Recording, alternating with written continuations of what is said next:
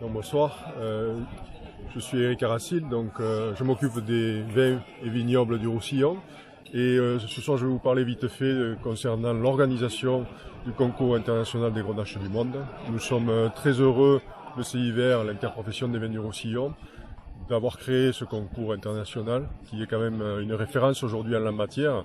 On est dans les numéro 2 ou numéro 3 alternativement suivant les années dans tous les concours mondiaux au niveau des cépages. Et donc on a affaire à une organisation qui est une organisation qui tourne. Ça fait déjà la 9e édition. Un coup c'est à Perpignan, un coup c'est sur des terres du Grenache. Donc, cette année on a réalisé un tour de force énorme en faisant une organisation sur 4 endroits différents. Donc vraiment, on peut être très fier de tout ceci, très fier des partenariats qui ont été mis en place avec les terres de Grenache. Et on sort de ce tour de force grandi par la connaissance, grandi par le partage, grandi aussi par la qualité des vins qui ont été mis en œuvre, qui ont été présentés. Et je pense qu'on aura de très très bons résultats. Au vu des notes que j'ai vues passer, c'est vraiment exceptionnel. Donc on peut être très très fier de ça.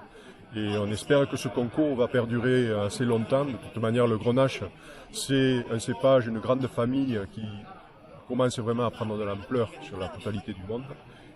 Je pense qu'on ne devrait pas avoir de soucis là-dessus. Et au contraire, ça va se développer. Et on travaille tous les ans, toujours plus, pour faire un maximum et pour faire quelque chose d'exceptionnel. Réellement, merci à cette région d'Italie des Marches. Vraiment, c'était quelque chose de superbe. Ça a permis aussi une découverte extraordinaire des territoires. Parce que c'est vrai que depuis Perpignan, quand on a créé le concours international des grenaches du monde, et on pensait voir d'autres régions, d'autres terres de grenache. Et finalement, quand on voit celle-ci, par exemple, comme quand on a vu celle de Cebreros en Espagne, eh bien, ça fait chaud au cœur de se dire, voilà, on travaille tous dans un esprit de fraternité, main dans la main, et c'est extraordinaire parce qu'on a en plus une notion d'histoire, une notion de culture et une notion de terre complètement différente. Donc c'est ça qui est bien. Voilà. On adore et on continuera à adorer. Merci.